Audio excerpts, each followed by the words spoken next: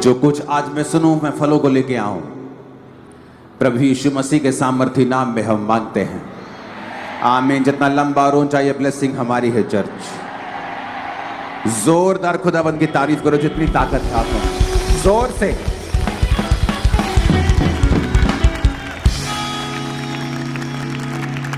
अब थर्सडे भी संडे वाला फील आना शुरू हो चुका है। थर्सडे कोई मिस नहीं होगा, कोई थर्सडे मीटिंग मिस ना करे। जो वर्ड, जो रेवलेशन परमेश्वर आपको दे रहा है, आपकी लाइफ सेम नहीं होगी अगर आप इन वचनों को सुनते रहे तो। आमीन। मैं आपका स्वागत करता हूं खुदाबंद की प्रेजेंस में, और मेरी प्रार्थना ये है कि आप परमेश्वर के साथ वफादार रह सकें, और मेरी प्रार्थना ये है कि आप उसके साथ वफादार रह के एक परमेश्वर जिस पे प्राउड करे, एक ऐसा सिपाही बन सके। आप वैसे सिपाही ना हो कि परमेश्वर आपसे शर्म खाए, आप वैसे सिपाही ना हो जो परमेश्वर की मेहनत को व्यर्थ करते हैं। आप एक ऐसे सिपाही और ऐसे बिलीवर हो कि परमेश्वर जिस पे प्राउड करे, और अय्यूब की तरह शैतान के सामने वो कहे कि तुमने ऐसा क्या मेरा विश्वासी, मेरा दास, मेरे वचन पे चलने वाली क्या तूने देखा है। आमीन। आपकी फैमिली पर भी ये ग्रेस हो यीशु मसीह के नाम में, आपकी लाइफ पर भी यही ग्रेस हो यीशु मसीह के नाम में। आप एक ऐसा योद्धा हो शैतान जिससे हमेशा शर्मिंदा रहे, और आप एक ऐसा योद्धा हो शैतान जिस पर कभी फतह प्राप्त ना कर सके। आप एक ऐसा योद्धा हो शैतान आपको देखकर हमेशा शर्मिंदा रहे। आप एक ऐसा योद्धा हो कि परमेश्वर जब आपको देखे वो आपको हर वक्त बढ़ाने के बारे में सोचे, ना कि घटाने के बारे में। आमीन। ऊंचाई आशीष हमारी है चर्च। Hallelujah, hallelujah. आने वाले समयों में हमें प्रार्थना करनी होगी। ये मत सोचो ये चर्च कि आज आप अपने फलाने काम के लिए आए हैं, वो भी सच है। आज मैं ये प्रार्थना अपने लिए करना चाहता हूं, मैं ये डिलीवरेंस चाहता हूं, लेकिन आप ये मत भूलिए कि परमेश्वर की कलीसिया इसीलिए पैदा होती है कि वो परमेश्वर के विजन के मुताबिक प्रार्थना कर सके। जो कुछ परमेश्वर का दर्शन है, अगर आप उसके मुताबिक प्रार्थना करते हैं, अपने बॉडी को, अपने टाइम को परमेश्वर के लिए, उसके मकसद के लिए देते हैं, तो आपकी लाइफ में डिलीवरेंस एंटर करती है। बहुत से लोग आप उनको देखें जो क्रिश्चियन घराने के हैं, हर संडे चर्च जाते हैं, लेकिन उनकी लाइफ में आपको 1% भी डिलीवरेंस नजर नहीं आएगी। क्यों? ऐसा क्यों? वो चर्च भी जाते हैं, क्या उनकी जिंदगियां सही नहीं है? बिल्कुल सही है, लेकिन फिर डिलीवरेंस क्यों नहीं है? क्योंकि जिस दर्शन में आप जाते हैं, अगर उस चर्च का दर्शन नहीं है रूहें बचाना, और वो परमेश्वर के प्लान में नहीं है, तो उसके मुताबिक फिर वो आपको होमवर्क भी नहीं देगी। जब आपका होमवर्क परमेश्वर की ओर से नहीं है, तो आपकी ब्लेसिंग, आपकी डिलीवरेंस भी परमेश्वर आपको कभी नहीं देता। जब पौलुस ये वचन लिख रहा था कि अब मेरा परमेश्वर तुम्हारी हर घटी को महिमा सहित मसीह यीशु में पूरा करेगा, यानी तुम्हारी हर घटी को वो इज्जत के साथ कंप्लीट करेगा। तुम्हारी बेइज्जती नहीं होगी जिस तरह तुम्हारे रिश्तेदार तुम्हारी बेइज्जती करते हैं जब तुम उनसे 50,000 मांगने के लिए जाते हो। दे भी देंगे 100 में से 10, लेकिन बेइज्जती भी करेंगे। परमेश्वर ने कहा मैं तुम्हारी जिंदगी की घटी इज्जत के साथ पूरी करूंगा, तुम्हारी घटियां भी पूरी करूंगा, तुम्हारी इज्जत को भी बढ़ाऊंगा। और ये ग्रेस आज आपके परिवार और आपके सिरों के ऊपर आ रही है, और ये ग्रेस आज यीशु के नाम से ठहर रही है आपकी लाइफ के ऊपर। हालेलुया। तो जब आप परमेश्वर के मुताबिक प्रार्थना करना शुरू करते हैं, जैसे आपको बताया जाता है, कुछ हफ्ते आपको चर्च के लिए स्पेशल फास्टिंग प्रेयर करनी है, सब काम हो जो अनाउंस नहीं किए जा सकते, आपको प्रार्थनाएं करनी है, परमेश्वर बाकी कामों को करे। ये क्या है? परमेश्वर का प्लान। जब आप उस प्लान के मुताबिक फास्टिंग करते हैं, प्रार्थना करते हैं, कई लोगों को लगता नहीं नहीं कोई बात नहीं, चर्च पापा अपने आप प्रेयर कर लेंगे, पापा की बड़ी टीम है वो अपने आप प्रेयर कर लेगी, तो वो आशीष भी पापा ही पाएंगे और आशीष भी टीम ही पाएगी। इसलिए कुछ लोग आशीष पाते ही जाते हैं और बढ़ते ही जाते हैं, और कुछ लोग वहीं के वहीं खड़े रहते हैं। क्यों? उन्हें यह समझ नहीं आती कि चर्च में हमारा एंटर करने का मकसद सिर्फ आशीष लेना नहीं है, बल्कि अपनी जिंदगी को उस तरीके से चलाना है कि परमेश्वर का मकसद उनकी जिंदगियों से पूरा हो सके। मेरा एक स्पिरिचुअल ब्रदर है, बहुत कम लोग हैं जिनसे मैं रियल मिलता हूं, कंफर्ट फील करता हूं। वो भी मुझसे बहुत प्यार करता है। वो मेरा भाई, वो मेरे भाई साहब जो रहते हैं बाहर फॉरेन में, अमेरिका में, तो उनके जो स्पिरिचुअल फादर हैं वो ट्रंप, जो प्रेसिडेंट ट्रंप है, उनकी एडवाइजरी टीम में है। वो उसका एक हिस्सा है, बड़ा हिस्सा। तो जब भी आप ट्रंप की फोटोज देखते हैं इंटरनेट पे, पास्टर्स उन पे प्रार्थना कर रहे हैं, उनमें से एक पास्टर वही होते हैं। वो प्रेरित हैं और मेरे स्पिरिचुअल जो भाई हैं उनके वो बड़े भाई के स्पिरिचुअल फादर हैं। तो एक मैसेज जो परमेश्वर हमें बार बार दे रहा है कि जिस तरह आप न्यूज़ को सुन रहे हैं, ट्रंप ने पूरी दुनिया को हिला के रखा हुआ है। रखा है कि नहीं रखा? लेकिन परमेश्वर ने कहा हमें उनके लिए प्रार्थना करनी होगी, क्योंकि शैतान एनिमी अब अटैक्स के बारे में सोच रहा है। उसको टर्न डाउन करने के लिए, उसको धीरा करने के लिए, उसकी फायर को कम करने के लिए, खत्म करने के लिए। जब आप इन प्रार्थनाओं को सुनते हैं कि हमें ये प्रार्थना करनी है, हमें प्रेसिडेंट ट्रंप के लिए प्रार्थना करनी है, हमें अपने देश के लिए प्रार्थना करनी है, हमें इन चीज़ों के लिए प्रार्थना करनी है, हमें चर्च के लिए प्रार्थना है, आपको लगता है कि शायद ये सिंपल चीज़ें हैं। ये सिंपल नहीं है, ये परमेश्वर का मास्टर प्लान है। परमेश्वर कुछ बड़ा करने जा रहा है।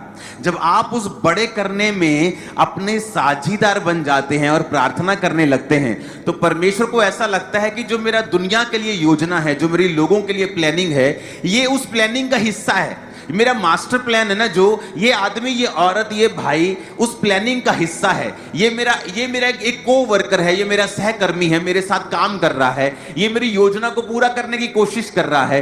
तो परमेश्वर आपका ध्यान रखता है, वो आपको वॉच करता है, आपकी प्रार्थनाओं का उत्तर जल्दी देता है।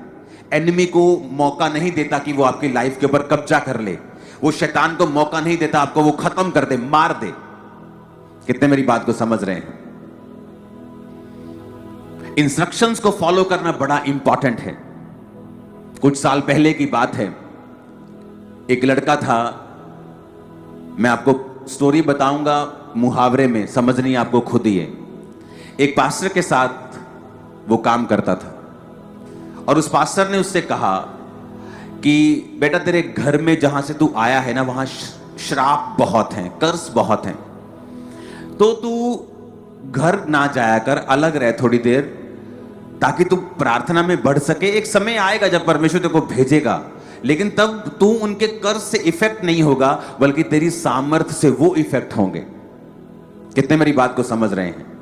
एक समय आता है जब परमेश्वर आपको अलग कर देता है। मेरे दोस्तों से परमेश्वर ने मुझको अलग कर दिया, क्योंकि वो समय था अगर मैं उनके इन्फ्लुएंस में होता तो उनका प्रभाव मेरे पे ज्यादा था, मैं ज्यादा उनसे प्रभावित था। तो अगर वो मेरी लाइफ में होते, तो जब मैं मसीह में आया, अगर वो मुझसे कहते कि तुझे नहीं जाना चर्च, तो हो सकता मैं चर्च जाना छोड़ देता। तो परमेश्वर ने पहले वो रिमूव किए, बड़े ही स्ट्रेटेजिकली, बड़े ही अजीब तरीके से, मैं बता नहीं सकता, परमेश्वर ने ऐसे तरीके इस्तेमाल किए और अलग कर दिया। लेकिन अब समय वो वापिस आ गया। अब मेरे दोस्त वापस मुझसे मिलने लगे हैं पुराने, लेकिन अब फर्क यह है कि अब वो जब वो मुझसे मिलते हैं, वो क्राइस्ट की बातों से प्रभावित होते हैं और परमेश्वर में आ जाते हैं। ये फर्क है। तो जब हम ये बात सुनते हैं कि हमें प्रार्थना करनी है चर्च के लिए, फास्टिंग करके, अपने परमेश्वर के दास के लिए, हमें प्रेसिडेंट ट्रंप के लिए, हमें प्राइम मिनिस्टर मोदी जी के लिए, अपने देश के लिए हमें प्रार्थना करनी है, जब आप इस बात को समझते हैं और प्रार्थना करने लगते हैं सीरियसली, तो परमेश्वर आपकी ओर देखता है कि ये वो वेसल है, ये वो बर्तन है, एओ पांडा जड़ा मेरे कम्मा लिए इस्तेमाल हो रहा है। ये वो बर्तन नहीं है, ये वो एसी नहीं है जो खराब है और कबाड़ में पड़ा है। कबाड़ में पड़ी हुई गाड़ियों को साफ कोई नहीं करता, उसकी नई सीटें कोई नहीं चढ़ाता, उसकी केयर कोई नहीं करता। तो मेक श्योर आप चाहे 1 साल के विश्वासी हो, चाहे आपकी लाइफ में प्रॉब्लम हो चाहे ना हो, आपको ये मेक श्योर करना है कि आपकी जो जिंदगी है, आपकी जो लाइफ है, वो प्रार्थना करने में, और जो प्रार्थना के विषय खास तौर पे एक जीवित चर्च आपको दे रही है, आप उन प्रार्थनाओं को अच्छी रीति के साथ कर रहे हैं ताकि परमेश्वर आपको देखे और आपको बरकत दे। हालेलुया, ऊंची आवाज से बोलो हालेलुया।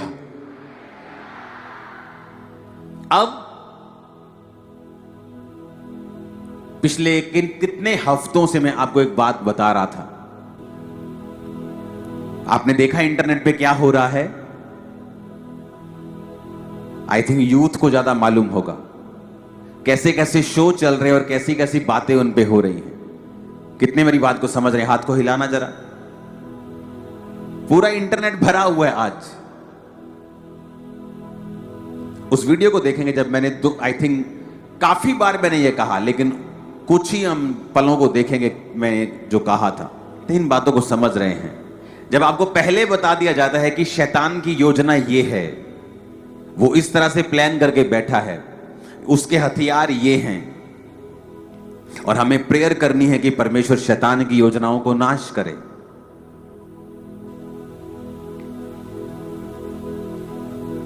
जब आप न्यायों की पुस्तक उसका 13 अध्याय पढ़ते हैं, उसकी 2 आयत में लिखा, दानियों के कुल का सोरावासी मानोह नामक एक पुरुष था जिसकी पत्नी के बांझ होने के कारण कोई पुत्र ना था। इस स्त्री को यहोवा के दूत ने दर्शन देकर कहा, सुन, बांझ होने के कारण तेरे बच्चा नहीं, परंतु अब तू गर्भवती होगी और तेरे बेटा होगा। इसलिए तू सावधान रहे, ना तू दाख मधु और ना किसी भांति की तू मदिरा पी और ना कोई अशुद्ध वस्तु खा, क्योंकि तू गर्भवती होगी और तेरे एक बेटा उत्पन्न होगा और उसके सिर पर छुरा ना फिरे, क्योंकि वो जन्म से ही परमेश्वर का नाजीर होगा। इजराइलियों को पलिश्तियों के हाथ से वही छुड़ाएगा। उस स्त्री ने अपने पति के पास जाकर कहा, परमेश्वर का एक जन मेरे पास आया था जिसका रूप परमेश्वर के दूत का सा अति भय योग्य था, और मैंने उससे ना पूछा कि तू कहाँ का है, ना उसने मुझे अपना नाम बताया। अगर आप पूरी बाइबल में देखेंगे तो आपकी उंगलियां भी ज्यादा होंगी और इंसिडेंट और ऐसी घटनाएं कम मिलेंगी जहां पर किसी स्वर्गदूत ने किसी व्यक्ति के आने से पहले उसके बारे में बताया हो। किसी स्वर्गदूत ने उस व्यक्ति के जन्म लेने से पहले बताया हो। मैंने कहा उंगलियां आपकी ज्यादा हैं, ऐसी घटनाएं आपको बाइबल में कम मिलेंगी।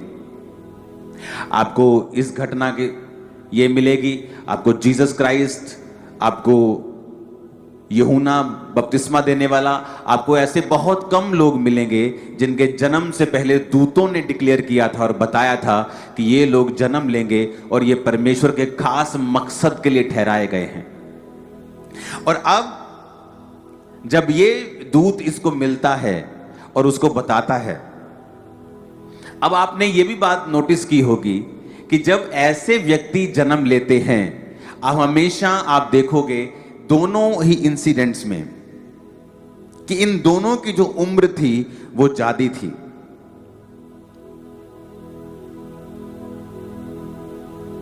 कई बार आपकी लाइफ में जब परमेश्वर ने बहुत बड़ा काम करना होता है, वो आपके टाइम टेबल के हिसाब से नहीं चलता। आपको लगता है कि मैं बहुत लेट हो गया हूं, मेरी लाइफ में तो मैं इतने साल का हो गया हूं, और मैं तो इतने साल की होगी, मेरी शादी नहीं हो रही, मैं इतने साल का हो गया, मेरी लाइफ में ये काम नहीं हुआ। कई बार जब परमेश्वर एक खास मकसद के तहत आपको लेके चलता है और अगर आप पाप में ना गिरे और परमेश्वर के मकसद में रहें, तो फिर जो आपकी लाइफ में पैदा होगा वो दूसरों की लाइफ में नहीं होगा। आप नोटिस करेंगे, आपकी लाइफ में जो ग्रेस होगी वो दूसरों की लाइफ में नहीं होगी। आप एक अलग यूनिक ग्रेस के मालिक होंगे। क्यों? क्योंकि परमेश्वर ने आपको तैयार भी अलग और यूनिक तरीके के साथ किया है। इसलिए जब परमेश्वर कई बार आपकी लाइफ में देरी करे तो कभी भी नाराज ना हो, क्योंकि परमेश्वर का आपको मालूम है कि यूहन्ना बपतिस्मा दाता जब पैदा होने वाला था तो परमेश्वर ने कहा तू इसीलिए बांझ रही और इसीलिए तू बुढ़ापे तक गर्भवती नहीं हो पाई, क्योंकि मैं तेरे को एक स्पेशल गिफ्ट देना चाहता था, एक ऐसा बेटा देना चाहता था जो जीसस क्राइस्ट का भी गुरु होगा। आप जानते हैं वो उसका गुरु बना। वो यीशु मसीह ने कहा मुझे बपतिस्मा दे, यूहन्ना कहता नहीं नहीं तू मुझे बपतिस्मा दे। जीसस ने कहा धार्मिकता का पूरा होना उचित है, तू मुझे बपतिस्मा दे, मैं भी किसी के अधीन रहूंगा इस पृथ्वी के ऊपर और बपतिस्मा लूंगा। तो एज ए मेंटर बपतिस्मा लिया और दिखाया परमेश्वर ने धरती के ऊपर कि सब कुछ मैंने इंसान की तरह किया है। इसलिए जीसस ने कहा था यूहन्ना बपतिस्मा देने वाले से बड़ा इस पृथ्वी पर और कोई नहीं है। एक गुरु की भूमिका उसने कुछ देर के लिए निभाई।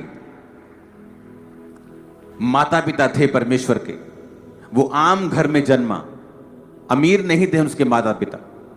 अमीर घर में वो जन्म सकता था, फिर लोग बोलते इसको गरीबी का क्या मालूम, ये तो चांदी का चम्मच लेके पैदा हुआ है। कैसे लोग कई बोलते नहीं यीशु के माता पिता गरीब नहीं थे, सराय में जगह नहीं थी, नहीं, लेकिन जब मैंने स्टडी की तो मुझे मालूम हुआ कि वो अमीर नहीं थे। क्योंकि जब यीशु मसीह पैदा हो गए और जब सब कुछ हो गया और वो परमेश्वर के भवन में जब बलिदान चढ़ाने के लिए गए तो उन्होंने कबूतरों का जोड़ा बलिदान किया था। कबूतरों का जोड़ा वही बलिदान करता था जो फाइनेंशियली मजबूत नहीं होता था। जो फाइनेंशियली मजबूत होता था वो बैल बकरे भेड़ें बलिदान करता था। जो फाइनेंशियली थोड़ा कमजोर होता था वो कबूतर बलिदान करता था, क्योंकि वो सस्ते होते थे। तो जीसस क्राइस्ट के माता पिता ने कबूतरों का बलिदान किया था, परमेश्वर जैसा व्यवस्था में लिखा था, जैसा पुराने नियम में लिखा था। तो यीशु मसीह ने वो सब कुछ किया एक इंसान होने के नाते कि आज जितने भी जन परीक्षाओं में हैं, दुखों में हैं, वो उनकी हेल्प कर सके।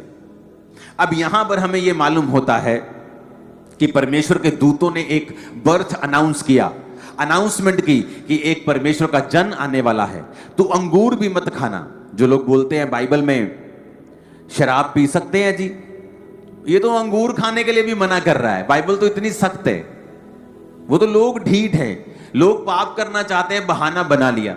बाइबल में कहां लिखा है सिगरेट ना पियो? कहीं लिखा है स्मैक ना पियो? लिखा है कहीं बाइबल में?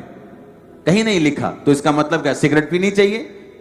तो परमेश्वर ने सेंस भी दी है, बुद्धि भी दी है, विवेक भी दिया है। इसलिए बाइबल कहती है मैं अपनी व्यवस्था को तेरे विवेक के ऊपर लिखूंगा। क्यों? आपका विवेक अंदर से मालूम होगा कि यार ये गलत है। लिखा चाहे नहीं लिखा कहीं पे, लेकिन है ये गलत। आपका विवेक आपको बताता है, क्योंकि परमेश्वर ने आपको आपका विवेक भी दिया है। कितने मेरी बात को समझ रहे हैं? आपके अंदर से मालूम होता है जो मैं कर रहा हूं ना, ये कमीशन के नाम पे किसी चीज ये गलत है। अंदर से मालूम होता है ये चोरी है, अंदर से मालूम होता है नहीं ये व्यभिचार है, अंदर से पता होता है। लेकिन आदमी जब विवेक को निर्बल कर लेता है और अपने दिल को फॉलो करता है तो उसका मरना और बेइज्जत होना फिर तय होता है। कितने मेरी बातों को समझ रहे हैं? अब यहां पर अनाउंसमेंट होती है कि एक बेटा पैदा होगा। बेटा तूने अंगूर नहीं खाना, अंगूर से बनी हुई वस्तु नहीं खानी, अंगूरों का जूस भी नहीं पीना, शराब भी नहीं पीनी, क्योंकि ये बेटा जो पैदा होगा ये परमेश्वर का नाज़ीर कहलाएगा। ये पवित्र होगा और इस्राएलियों को पलिश्तियों के हाथ से छुड़ाएगा। और वचन क्या कहता है कि वो पैदा हुआ। जब पैदा हुआ तो परमेश्वर ने उसको सामर्थ्य दी, उसको शारीरिक ताकत दी, उसके बालों में उसकी ताकत थी। वचन कहता है कि जब उसको लोग पकड़ने के लिए पलिश्ती आते थे तो गधे के जबड़े की हड्डी से उसने 1000 लोगों को मार दिया था। और वो इस्राएलियों का न्याय करने लगा और दुश्मनों के हाथों से इस्राएलियों को छुड़ाने लगा। इस्राएल जब परमेश्वर की दुहाई देता था तो परमेश्वर अपने लोगों को खड़ा करता था, और वही परमेश्वर ने खड़ा किया और परमेश्वर ने छुड़ाया।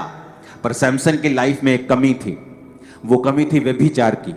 औरत उसका क्या बोलते हैं, कमी थी उसकी, कमजोरी। औरत उसकी कमजोरी थी। अगर आप सैमसन की लाइफ देखें तो वो बार बार औरतों के साथ ही पाप में गिरता था। ये उसकी लाइफ की कमी थी। औरत भी उसने कैसी पसंद की? दूसरी जाति की, क्योंकि वो सुंदर थी। उसके बाद बाइबल कहती वो वेश्याओं के पास गया और उस वेश्या ने प्यार से पूछा तेरी ताकत का राज क्या है? कभी वो बोलता कि मेरे को अगर तुम सूती के साथ बांध दोगे, झूठ बोलता रहा। एंड में जब उसने बहुत दबाया और उसने कहा कि मेरी ताकत का राज मेरे बालों में है, अगर कोई मेरे बाल काट दे तो यहोवा का आत्मा मुझसे चला जाएगा और मेरी ताकत भी चली जाएगी, क्योंकि मैं यहोवा का नाज़ीर हूं। और जब वो सोया उसके घुटनों के ऊपर उसने बाल काट दिए और तब उसने पलिश्तियों से कहा आओ अब की बार पकड़ लो, क्योंकि अब ये मेरे को मालूम हो गया, सच बोला है, अब इसकी ताकत जा चुकी है। जब पकड़ने के लिए वो आए तो उसने फिर झटका देने की कोशिश की और क्या देखा कि वो एक आम आदमी बन चुका है। कुछ लोगों को लगता है कि सैमसंग बड़ा मजबूत था, 8 फुट का होगा, बड़ा ताकतवर होगा, लेकिन सैमसंग एक आम आदमी और आम स्ट्रक्चर वाला आदमी था। उसका बॉडी स्ट्रक्चर आम आदमी की तरह था।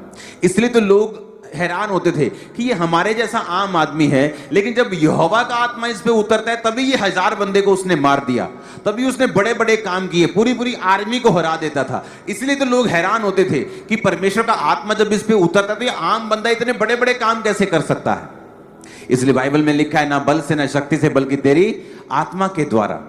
हालेलुया, जोर से हालेलुया बोलो जरा। तो जब सबको मारता था, लेकिन जब पावर चली गई, बाइबल कहती उसको पकड़ लिया गया। जब उसको पकड़ा तो वचन कहता है न्यायों 16 उसकी 21 में, तब पलिश्तियों ने सैमसन को पकड़कर उसकी आंखें फोड़ दी, उसे गाजा को ले जाकर पीतल की बेड़ियों से जकड़ लिया और वह बंदी गृह में चक्की पीसने लगा। इमेजिन करो, जिस व्यक्ति को पलिश्तियों को मारने के लिए चुना है, वही पलिश्तियों ने उसकी आंखें फोड़ दी। 23 आयत में लिखा है, पलिश्तियों के सरदार अपने दागोन नामक देवता के लिए बड़ा बलिदान चढ़ाने और आनंद करने को यह कहकर इकट्ठे हुए कि हमारे देवता ने हमारे शत्रु शिमशोन को हमारे हाथ में कर दिया है। जब लोगों ने उसे देखा और यह कहकर अपने देवता की बढ़ाई की, हमारे देवता ने हमारे शत्रु, हमारे देश का नाश करने वाले को, जिसको हमने जिसने हम में से बहुतों को मार डाला, हमारे हाथ में कर दिया है। जब उनका मन मगन हो गया तब उन्होंने कहा, शिमशोन को बुला लो कि वह हमारे लिए तमाशा करे। इसलिए शिमशोन बंदी गृह से बुलवाया गया और कि वह उनके लिए तमाशा करने लगा और खंभों के बीच में खड़ा कर दिया गया। अब एक व्यक्ति को वो कितना इंपॉर्टेंट होगा हम इस बात से समझ सकते हैं कि दूत आके उसकी अनाउंसमेंट कर रहे हैं, उसकी माँ को स्पेशल इंस्ट्रक्शन दे रहे हैं कि कोई तूने अंगूर नहीं खाना, किशमिश नहीं खानी, मुनक्का सौगी नहीं खानी, है ना। देखो कितनी कठिन उसको बातें बोली, क्योंकि परमेश्वर का नाजीर होगा, इसके सिर पर छुरा नहीं फिराएगी तू, ये परमेश्वर का नाजीर होगा और ऐसे ही चलेगा। अब जिस दुश्मन को मारने के लिए सैमसन का जन्म हुआ था, उसी दुश्मन ने सैमसन को पकड़ा और उसकी आंखें फोड़ी, विजनलेस कर दिया उसको। अब परमेश्वर ने आपको चुना है। पुराने नियम में कोई कोई सैमसन होता था, कोई कोई दाऊद और कोई कोई सुलेमान होता था। नए नियम में सिस्टम बदल गया। नए नियम में जो एक के पास होता था पुराने नियम में, अब वो आप सबके पास है। आप सब बड़े काम करने के लिए बुलाए गए हैं, मेरे को पता है, आज नहीं तो कल ये पूरा होगा। लेकिन अगर आपने भी वही किया जो सैमसन ने किया, जिस दुश्मन पर सैमसन को कब्जा करने के लिए बुलाया गया था और उस पर कब्जा किया, बहुतों बार उनके हजारों को गधे की जबड़ी की हड्डी के साथ उसने मारा, बहुतों बार उनको शर्मिंदा किया, कभी पकड़ नहीं पाए। परमेश्वर की ताकत उसके साथ थी। लेकिन जब उसने पाप किया, अपना भेद एक औरत को दिया, व्यभिचार में गया, वही दुश्मन जिस पर कब्जा सैमसन का होना चाहिए था, उसने सैमसन के ऊपर कब्जा किया और आंखें फोड़ दी। आज कितने क्रिश्चियन है विजनलेस हो चुके हैं, उन्हें दिखाई नहीं देता आगे क्या करेंगे। क्यों? क्योंकि व्यभिचार के कारण पर शैतान ने उनकी आंखों को अंधा कर दिया, नहीं जानते सेवकाई में क्या करना है। पास्टर्स व्यभिचार में फंसे हुए हैं। पास्टर्स की बात कर रहा हूं, चर्चेस चलाते हैं, बड़े ओहदे भी हैं कईयों के पास, लेकिन व्यभिचार में है।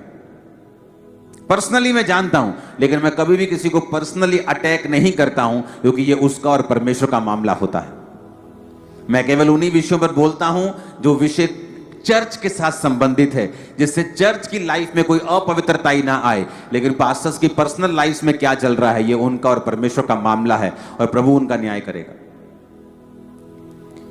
तो जिस दुश्मन को सैमसन को कब्जा करने के लिए पैदा किया था, वही दुश्मन अब सैमसन के ऊपर कब्जा करके उसका तमाशा कर रहा है और क्या कह रहा है कि हमारे देवता ने इसको हमारे हाथ में कर दिया है। ये वही है जिसने हमारे देश में से बहुतों को मार दिया था, लेकिन अब हमारे देवता ने, वो अपने देवता की उपासना कर रहे हैं। शैतान का किंगडम हमेशा ग्लोरीफाई होगा जब आप परमेश्वर के नाम को महिमा देने में फेल हो जाएंगे। परमेश्वर ने बड़े बड़े मिरेकल करके इजरायलियों को बुला लिया, छुड़ा लिया, राजे को शर्मिंदा किया, बड़े बड़े मिरेकल किए, उसको बार बार शर्मिंदा करके उसके पहलौठे को मार के वहां से ले गया। लेकिन परमेश्वर कहता मैं इजरायलियों को कनान देश में नहीं लेके जाऊंगा। सिर्फ 2 जन थे जो वहां कनान देश में पहुंचे, 20 लाख में से 2 लोग, उनकी जनरेशन गई वहां पे, जो लोग एक्चुअल में निकले थे वो नहीं गए। और आप जानते हैं उन लोगों ने, मिस्रियों ने क्या उपहास किया? कहता परमेश्वर जो उनको ले गया था वहां से कहां पहुंचाया उनको, लेकिन वो ये नहीं देख रहे थे कि इजरायली अपनी कमियों और अपनी गलतियों की वजह से शर्मिंदगी और बेइज्जती दूसरे लोगों की सह रहे हैं, जबकि उनको वो सहनी नहीं थी, क्योंकि परमेश्वर ने उनको इज्जत देने के लिए खड़ा किया था। एक व्यभिचार, एक पाप, परमेश्वर से दूरी आपकी लाइफ में क्या कर सकती है? तो आप सैमसन को देखें वो क्या कर सकती है, इजराइलियों को देखें वो आपकी लाइफ में क्या कर सकती है। हालेलुया। कितने साल तक दाऊद एक आम जिंदगी जीता रहा? बहुत साल तक। कितने साल तक? बहुत साल जीता रहा, भेड़े पालता रहा, बकरियां पालता रहा, पाले में रहा, धूप में रहा, लेकिन उसने व्यभिचार नहीं किया। आज जब लोग एक छोटा सा काम पकड़ लेते हैं और अपनी लाइफ में एक छोटी सी जॉब पर गुजारा करते हैं और उसके बाद वो सोचते हैं कि मेरी लाइफ में क्या है बड़ा, कोई एक्साइटमेंट नहीं, और व्यभिचार में गिरते हैं। और उन्हें ये नहीं मालूम कि तुम्हारी लाइफ में कुछ बड़ा था जो परमेश्वर ने तुमको देना था, अब वो कैंसिल हो चुका है। और मैं सच कह रहा हूं, वचन कहता है शरीर के अनुसार चलने वाला एसाव, जब उसने रो रो कर परमेश्वर से माफी मांगने चाहिए, तब भी वो आशीष के काबिल नहीं गिना, जिसने एक बार की रोटी के बदले में अपने पहलौठे होने का पद अपने भाई याकूब को बेच दिया था। कितना का बड़ा गुनाह था हवा का, जो परमेश्वर ने उसको सदा के लिए अपने से अलग किया, कि सिर्फ उसने फ्रूट खाया था। लेकिन परमेश्वर के सामने ये गुनाह बड़े हैं। जिस दुश्मन पर आपको कब्जा करने के लिए बुलाया गया है, जिस शैतान के ऊपर, जिस बीमारी के ऊपर, जिस कलेश के ऊपर, जिस गरीबी के ऊपर, अगर आप परमेश्वर में सही नहीं चलेंगे तो ये चीजें आपके ऊपर कब्जा करेंगी। फिर लोग बोलेंगे कि देखो ये बड़ी बातें करता था, लेकिन इसकी लाइफ में देखो कितनी बीमारियां हैं, कितनी तकलीफें हैं। और वो ये नहीं देखेंगे कि आप परमेश्वर में सही नहीं चले, या आपने व्यभिचार किया, या आपने गलत काम किए। वो ये देखेंगे कि आपकी लाइफ में रिजल्ट क्या है। इसलिए जो लोग परमेश्वर को फेल कर देते हैं वो श्रापित के बाद श्रापित होते जाते हैं, और जो लोग परमेश्वर के सामने फेल नहीं होते और परमेश्वर की महिमा को बरकरार रखते हैं और अपनी लाइफ को परमेश्वर के स्टैंडर्ड के मुताबिक रखते हैं, वो आशीषित के बाद आशीषित होते जाते हैं, क्योंकि यही परमेश्वर की योजना है उनकी लाइफ में। अब आपने ये डिसाइड करना है कि जिस काम के लिए प्रभु ने आपको चुना है, आपको वो काम करना है या आपको शरीर के पीछे चलना है। तुम शरीर के अनुसार चलोगे तो मरोगे, शरीर के अनुसार चलोगे तो तुम बेइज्जती की जिंदगी गुजारोगे। अगर आप इंटरनेट पे देखें, बहुत से लोग जिन्होंने सारी उम्र इज्जत गवाई, वे व्यभिचार का एक काम किया और इज्जत मिट्टी में मिल गई। वचन कहता है थोड़ी सी मूर्खता बुद्धि और प्रतिष्ठा को कम कर देती है। सारी उम्र इज्जत कमाते गए और बुढ़ापे में कुछ ऐसा कर दिया, सारी इज्जत खराब कर ली। क्योंकि बाइबल कहती है जहां व्यभिचार होगा वहां नाम धराई होगी। उसकी नाम धराई कभी नहीं मिटेगी। जो व्यभिचार का पाप करता है उसकी बेइज्जती लाइफ टाइम परमेश्वर का कभी खत्म नहीं होगी। लाइफ टाइम की बात कर रहा है वो। दाऊद ने पाप किया, उसका असर माफी के बाद भी उसके मरते दम तक रहा। मरते दम तक उसके बच्चे आपस में लड़ते रहे, क्योंकि यह उस तलवार का नतीजा था जो उसने हित्ती उरिया के ऊपर चलवाई थी।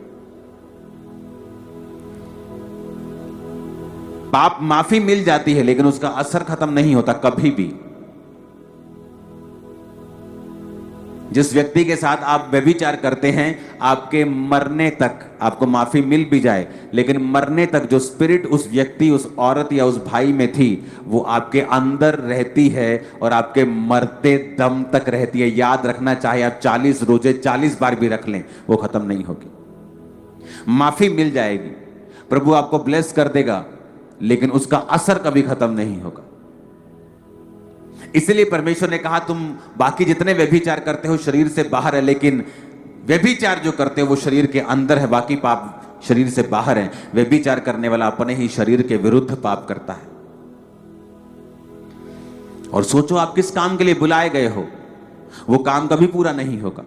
इमेजिन करो, जो शर्मिंदगी फलिस्तियों को मिलती थी सैमसन की लाइफ से, पकड़ने के लिए आते थे, मार खा के जाते थे, हजार हजार आते थे, गधे की जबड़ी की हड्डी से वो बड़ी बड़ी तोपें फेल कर देता था, शर्मिंदे होते थे। लेकिन जैसे ही उसने खुद गलती की और व्यभिचार में गया और परमेश्वर का आत्मा चला गया, अब वही दुश्मन उसको शर्मिंदा करने लगे। आपने ये फैसला करना है कि आपको कैसी लाइफ जीनी है, क्योंकि शर्मिंदगी और डाउनफॉल 100% है व्यभिचार के बाद और पाप के बाद, और ऊंचाई और छुटकारा 100% है पवित्रताई का जीवन जीने के बाद। क्योंकि ये पिछले थर्सडे का वचन मैं कंटिन्यू कर रहा हूं ताकि आपको पूरी तरह से समझ आ जाए कि परमेश्वर कैसे आपकी लाइफ में काम करता है। ऊंची आवाज में हालेलुया बोलो जरा। आप मेरी बात समझ रहे कि नहीं?